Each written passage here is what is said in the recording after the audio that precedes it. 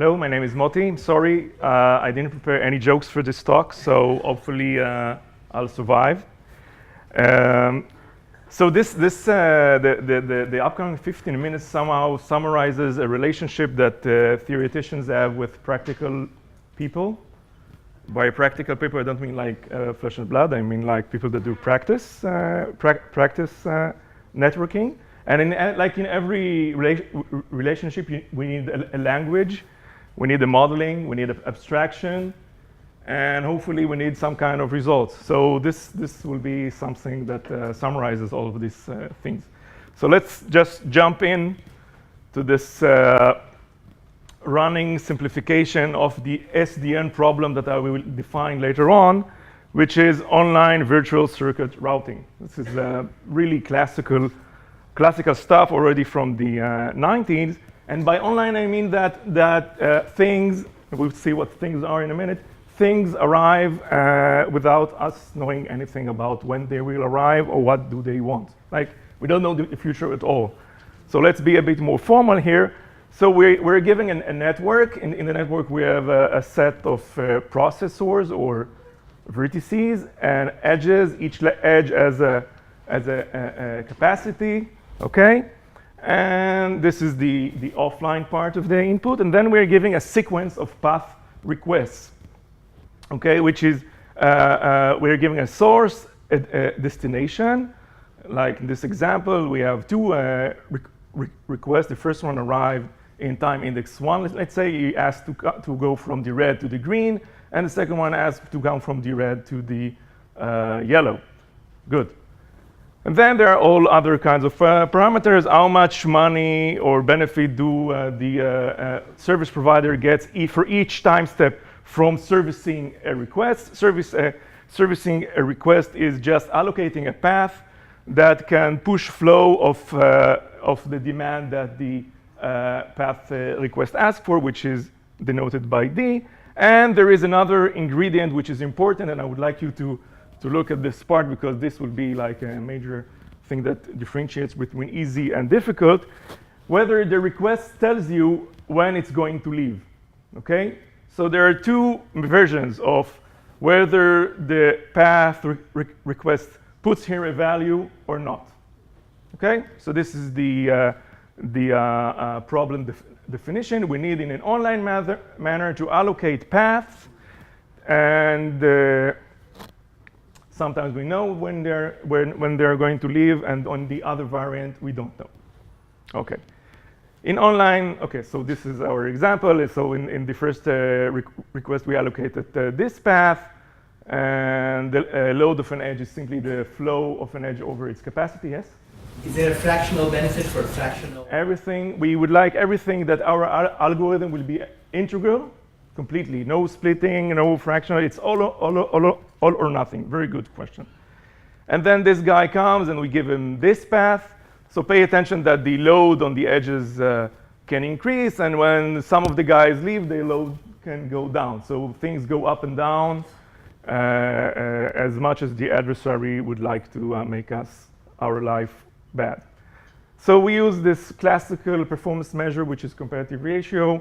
We are competing against an omnipotent, optimal solution that can see the future and compute the best feasible allocation. And we would like to have this number as big as possible, okay, to be as much competitive with opt as possible.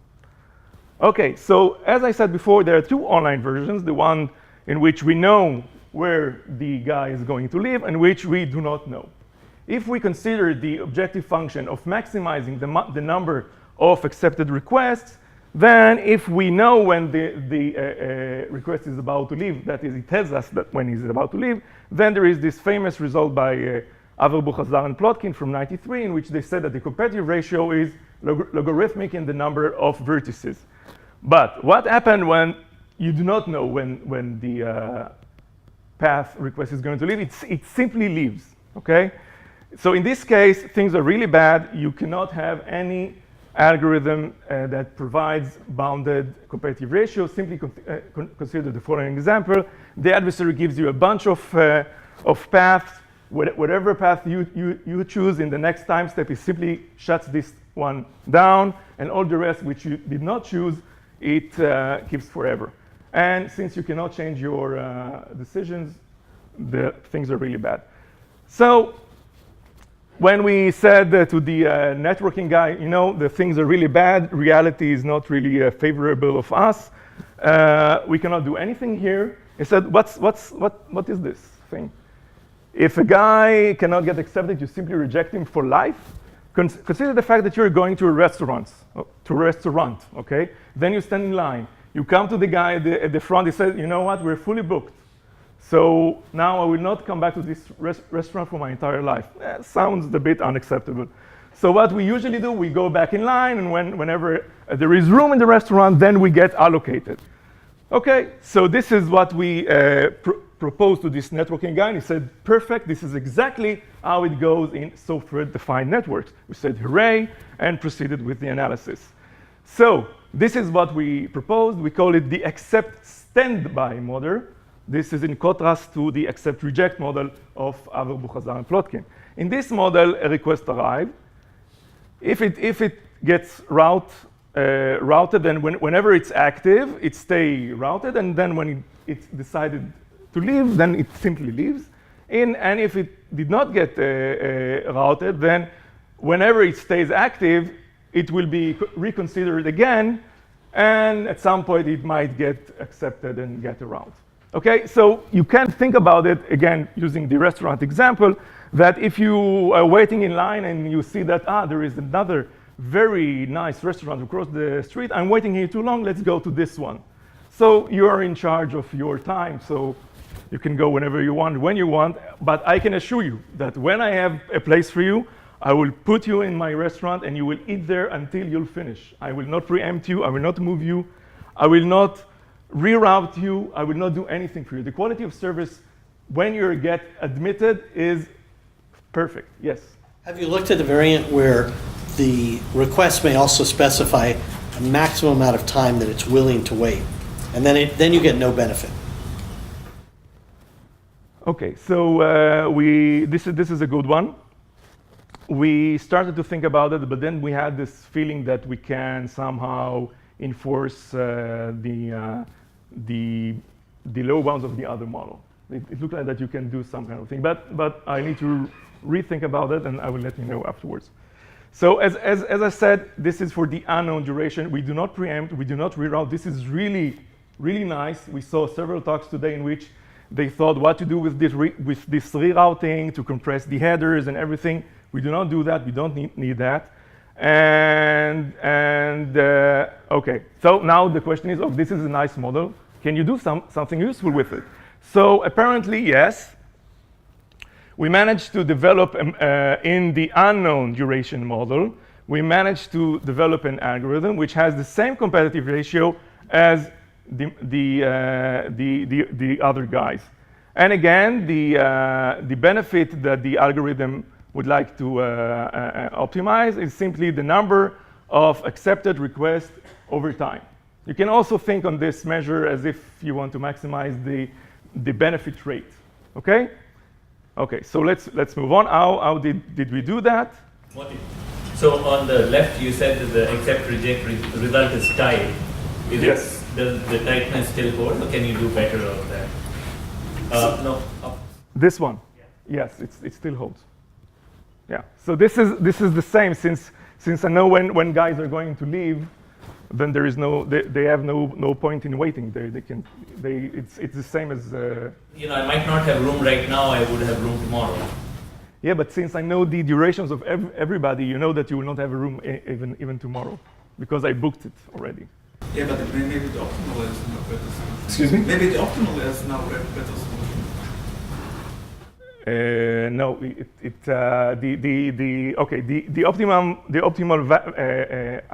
optimal algorithm that we fight against is the same for all of these. It simply computes maximum flow in every time step. So it doesn't care about this. So it's really powerful offline algorithm. So how did we do that? So let's recall this classical algorithm by Haber-Buchhazar and Plotkin, whenever a request arrives, it simply a path oracle asks is whether it should be accepted or not. If it's accepted, it gets a route. Otherwise, it gets rejected. And the oracle is really simple. It assigns edge weights which are exponential in the load of an edge, looks for a path which is weight is less than the benefit. If there is one, it assigns the path. Otherwise, it rejects the request.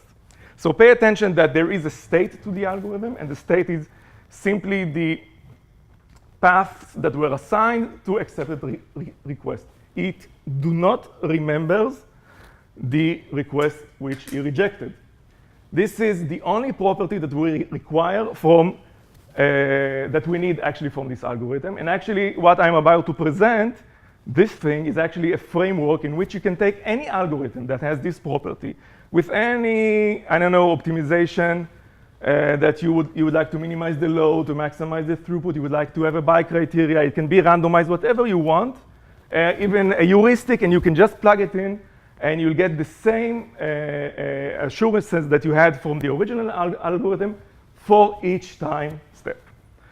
Okay, so what we simply do is taking this you saw that there wasn't much of a difference. This is the only thing that we add. So whenever a guy arrives, we use the path oracle. If it gets accepted, it is allocated to a path over and over again, each time step. And if it's not accepted, it's in the standby mode until whenever it's active. If it's not active, it is out, and that's it. And the oracle is the same. The only difference is that if it fails to find a path, it goes to the standby mode. So the theorem that we managed to prove is that if the demands are small, then in each time step, you get the same benefit as the Haber-Bouk-Hazard-Plotkin algorithm. As I said, you just need to plug in a reject oblivious algorithm to this framework, and it will work. The proofs are in the paper. So small demands are like, it's the classical requirement. The demands are a logarithmic fraction of the capacities. We have this quality of service that if a path is served, then it's continuously served until it goes away.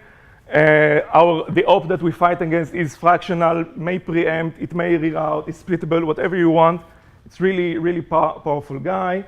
The proof idea, I just mentioned it, and it's asymptotically optimal. We have low bounds that say that in this model, this is the best that you can do. Now, we came here for SDN. So it extends to the SDN model, and this is the part in which we designed a language. Okay, it's almost a programming language in our eyes.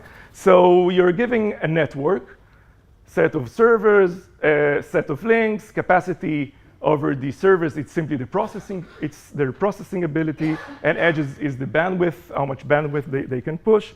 And now an online request is a bit more elaborate, but it still has a demand, a bandwidth, something that I will elaborate, and this interesting creature, which is called a processing routing graph.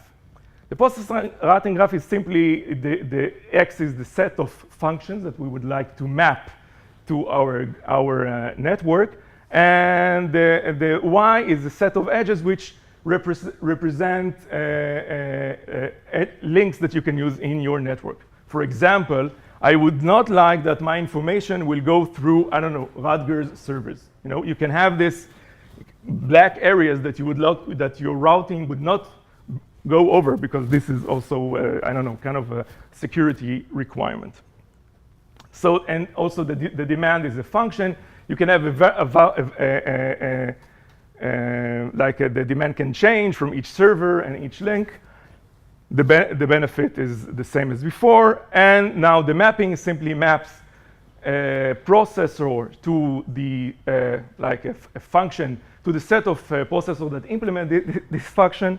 And the same thing for an edge, it maps it to paths in the network. So in order to serve a request, you have to have a mapping that preserves this rule and moves it to the, you need to find a realizable path in the network that captures this. Okay, so you should believe me that this is almost a programming language, and you can have all these really exciting things that you can implement by using this model. And just to summarize, we need to allocate network resources in an online fashion. Each request has a sequence of functions. It maps to the real network. We route them, and we do this mapping and routing together. This is really important to get good results. You can avoid, it's really flexible, and on top of everything, we solve this problem of unknown duration simply by getting in touch with reality. So, thank you very much.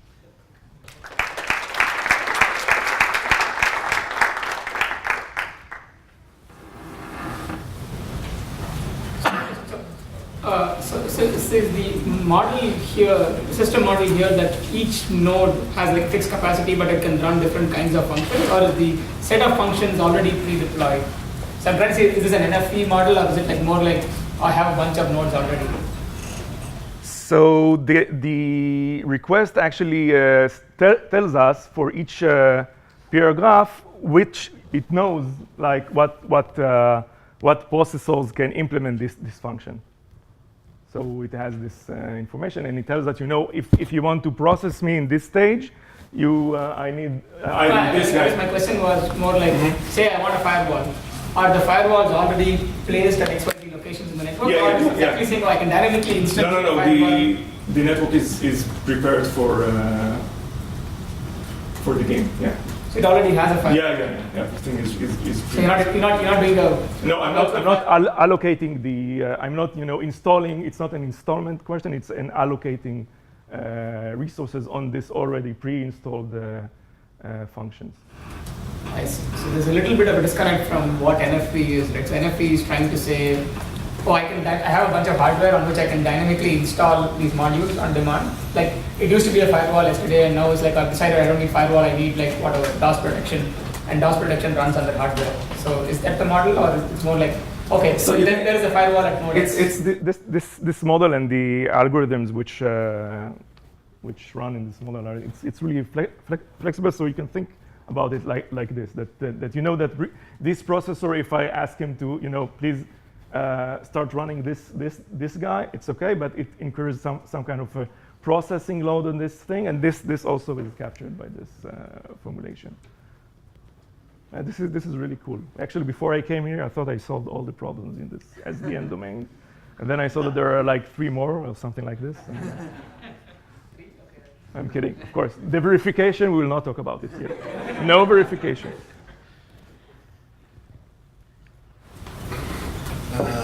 Yes. So the APNO seems to have considered other things that you don't, like rerouting and fractioning. Mm-hmm.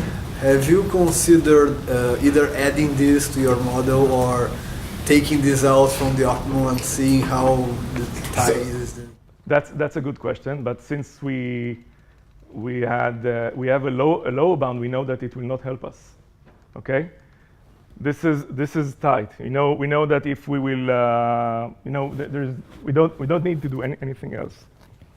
So we actually can get an asymptotical optimal competitive ratio without doing rerouting, which is kind of cool, right? The only paper that I know of that does this rerouting is with respect to the objective function of minimizing the maximum load. And then they get a maximum load of log n while doing log n number of reroutes, this is really cool paper, and I have a paraphrase of this paper using the primal dual method, but this is a completely different discussion.